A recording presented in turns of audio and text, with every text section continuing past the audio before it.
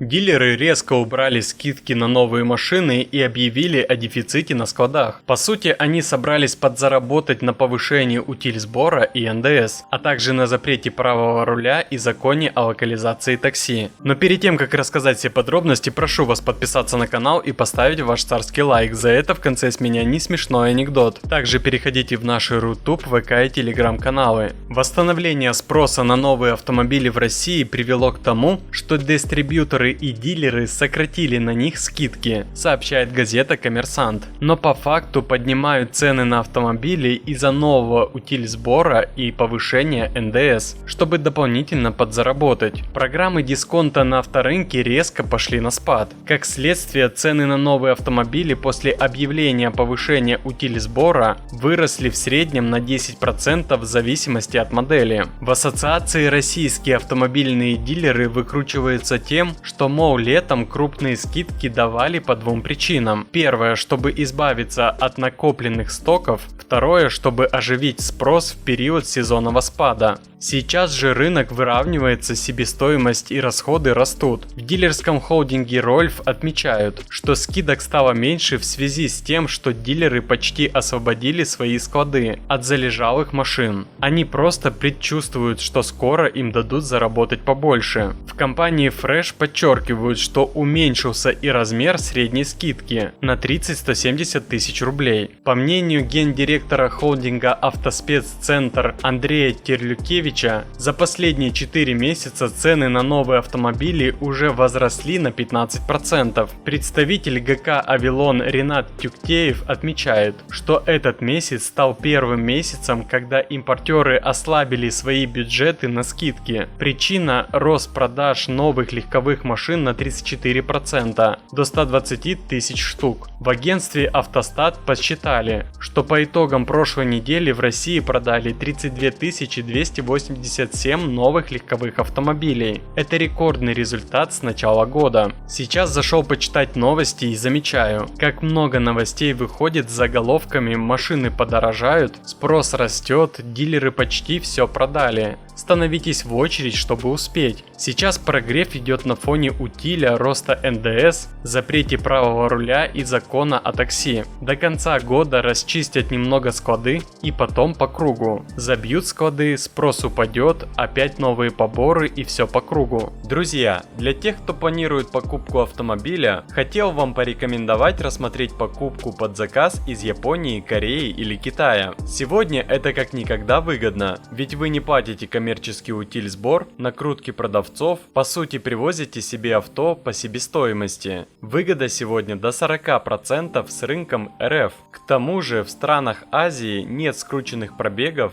у них хорошее, а самое главное прозрачное техническое состояние автомобилей. Если хотите приобрести авто выгодно, в этом вам поможет Автоазия. Ребята работают давно, честно и качественно, выполняют полный спектр услуг от подбора авто за границей до растамаживания и отправки к вам в город. Проведут всю процедуру под ключ. Они ведут свой YouTube канал, где освещают всю свою работу, также рассказывают все тонкости и подводные камни в этой сфере. Рекомендую подписаться. Также у ребят есть свой сайт, где каждый желающий может абсолютно бесплатно рассчитать любой автомобиль. Ну и собственно телеграм-канал, где ежедневно публикуют покупки клиентов со всей России, также последние новости и цены. Автоазия уже больше 6 лет на рынке и заработали твердую репутацию надежного поставщика автомобилей, о чем свидетельствуют сотни отзывов довольных клиентов. За покупкой автомобиля в Автоазию по ссылкам в описании, а мы идем дальше. Тем временем глава Минпромторга Антон Алиханов в интервью ТАСС выразил уверенность, что изменения в утилизационном сборе с 1 ноября не скажутся на доступности массовых моделей автомобилей. В беседе с журналистами министр напомнил, что в настоящее время льготные коэффициенты действуют для физлиц, которые возят машины с моторами объемом менее 3 литров. После вступления в силу изменений точкой разграничения станут 160-сильные автомобили. По словам Алиханова, доля таких транспортных средств в российском автопарке превышает 80%. На примере динамично растущего авторынка 2024 года, когда было реализовано на 47% больше легковых автомобилей, чем в 2023,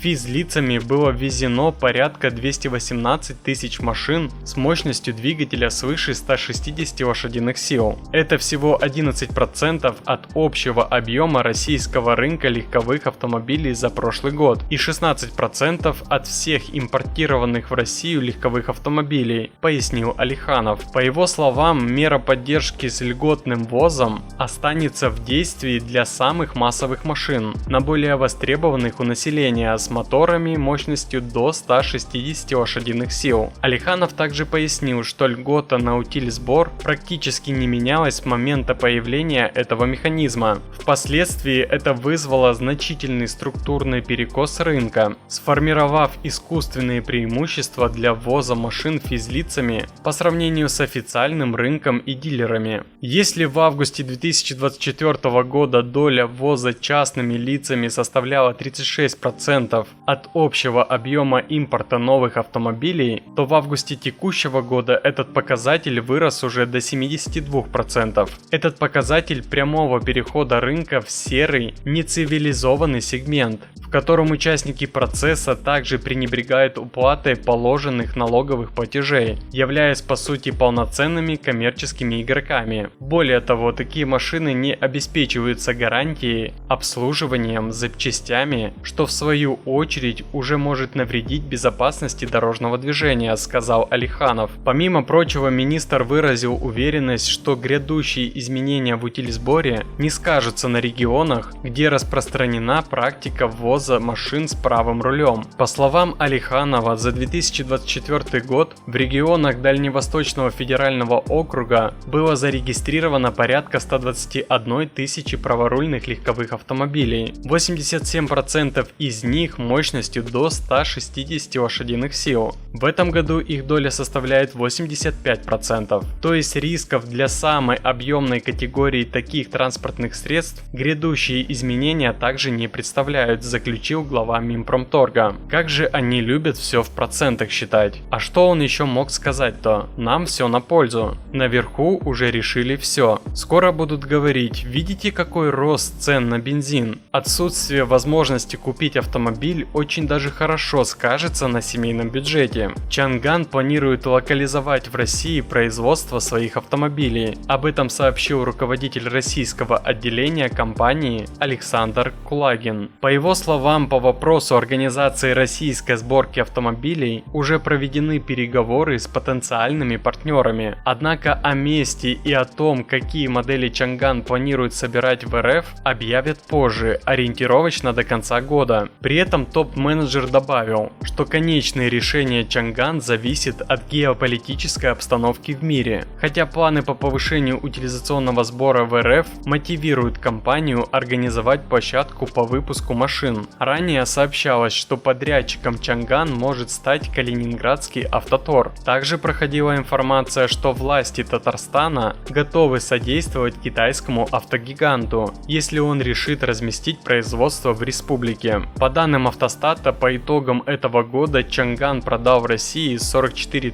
810 новых автомобилей. Падение относительно аналогичного периода прошлого года 37%. А вы заметили, что после локализации машин в России они становятся дороже? Ладно, они дороже становятся, так сразу ныть начинают против импорта и утиль поднять требуют. Простаивающая с 2022 площадка Toyota в Шушерах будет загружена производством автомобилей под новым российским брендом Сенат. Об этом сообщает газета «Ведомости» со ссылкой на вице-губернатора Санкт-Петербурга Кирилла Полякова. Госслужащий уточнил, что предприятие планируется перезапустить в следующем году. Гамма бренда будет включать 2 седана и 1 кроссовер. Разумеется, под локальной маркой планируют выпускать модели технологического партнера из дружественной страны, которого Поляков не раскрыл. Здесь надо заметить, что наименование Сенат в российском автопроме уже используется. Так называется базовая модель бренда Aurus, представительский седан разработки в ГУП НАМИ. В 2024 году в России под шушерский проект были запатентованы логотипы марки Сенат. Они представляли собой вариации на тему эмблемы Aurus, но с измененной надписью. В настоящее время время завод в Шушарах принадлежит в ГУП НАМИ. В 2023-2024 годах ходили слухи, что на бывшей площадке Toyota будут выпускать переименованные люксовые китайские автомобили Hongqi. Однако впоследствии стало известно, что переговоры между российской и китайской сторонами по сборке Hongqi зашли в тупик. Все понятно, в России нашли проверенный способ продавать Hongqi за 20 миллионов рублей. Напишите в комментариях, как думаете, на сколько процентов вырастут цены после повышения утильсбора. Ну и обещанная мною шутка. Богатый пенсионер – легкая добыча для мошенников.